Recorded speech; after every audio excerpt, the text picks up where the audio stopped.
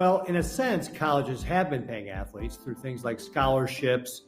More recently, they can do cost of living stipends. And then, of course, there have been on-campus jobs, but very limited opportunities there. And I think in part, one of the reasons why we don't want colleges paying student athletes directly is to maintain that amateur status, where the colleges aren't paying the students directly, but the students are able to benefit from their name, image, likeness if it's being used. And that allows them to be able to earn some additional money.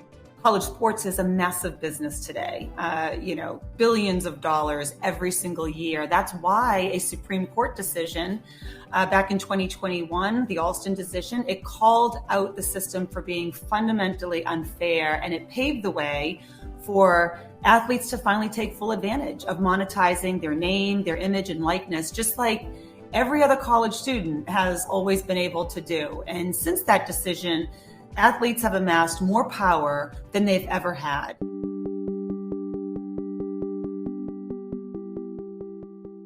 There's no doubt that in the cases like with football or with volleyball, these athletes are bringing a great deal of benefit to the university.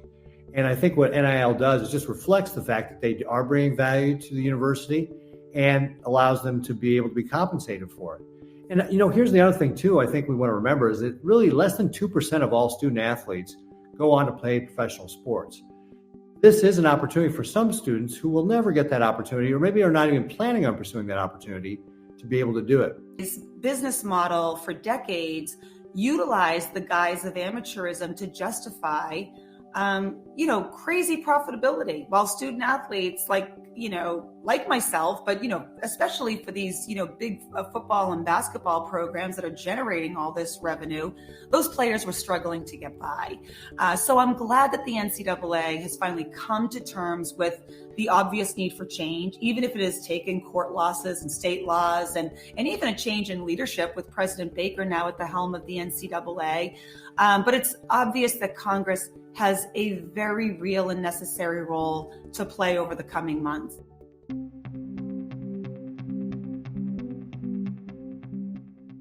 No, I don't know that colleges should be required to do it. I'm a believer in free enterprise. And so I think here's a case where we allow the market to really decide how this is best to be done. And, for example, I went to the University of Chicago. At one point, the University of Chicago discontinued the football team, even though they were Big Ten champions, because the president of the university didn't think it was very academic. So different schools are not necessarily going to want to focus on maybe athletics. And so requiring them to pay would just put another burden on their budgets. But I think that the way the system works right now with NIL is a way to be able to make sure these athletes are getting compensated. Again, I think there just needs to be some more rules around how we do it. No, it's a great question. And I think it's one that doesn't have a clear answer right now. I mean, as we speak, there are a number of federal court cases and even a question at the National Labor Relations Board that are seeking to determine whether college athletes, particularly those in what are called, revenue generating sports, should be considered employees and paid by their school.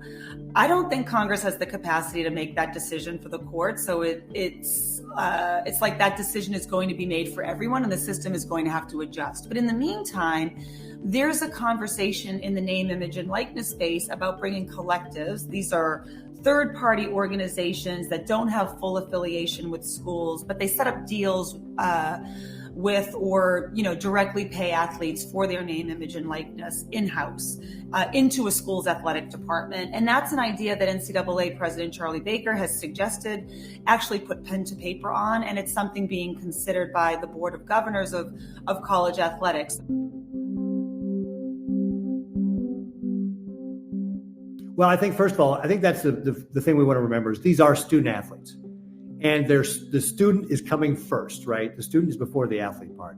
I don't think we want to de-emphasize college. I don't think we want to make college the minor leagues. I think we want to keep the focus on the fact that, hey, this is supposed to be an education. That the athletic parts, that's a big part of a lot of campuses, but it's really supposed to be about the education you're getting and preparing you to be able to have a career, to be a productive member of society. And again, remember that less than 2% of student athletes are actually going to go on to professional sports. Yeah, so the line between college and professional sports has gotten blurrier and blurrier every year for decades, right? The TV deals we've seen for the basketball and football tournaments, the sponsorship deals that schools have signed, heck, even the salaries for coaches are just as much, if not more, than what we're seeing in the pros. So I don't really buy the argument that people enjoy college athletics because of some nostalgic affinity for amateurism, or at least what amateurism used to be. College athletics is a multi-billion-dollar industry. And until NIL, less than a couple of years ago, it was the only industry in the country where the people creating the value weren't allowed to profit a single penny from their hard work. And that system is finally changing for the better. And we should be embracing that with forward-looking solutions that make college athletics better and more fair for the athletes it's built on.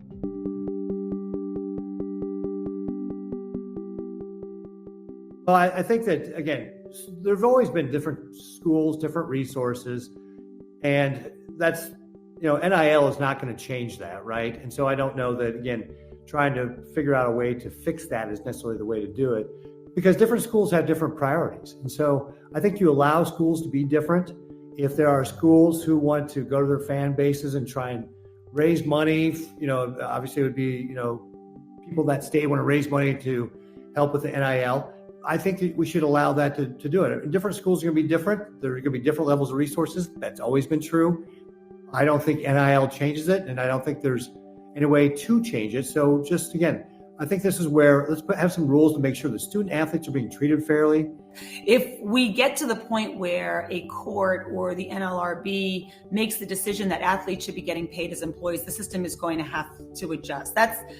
That's not necessarily a bad thing, in my opinion. It's not all that surprising when you think about the fact that colleges have been in an arms race of sorts for talented athletes for a long time. I mean, look at some of the football facilities you've seen built on campuses, the expansion of stadiums and arenas to fit as many people as possible. That's all designed to attract the best, to be the best, and to rake in as much money as possible. An even better example of this behavior, I think, is the way universities are uprooting decades of history to move conferences, because the TV deals and the monetization opportunities are better. So this is a time of significant and rapid change in college athletics, and I don't understand the logic that pretty much everyone is allowed to chase the almighty dollar, except for athletes themselves.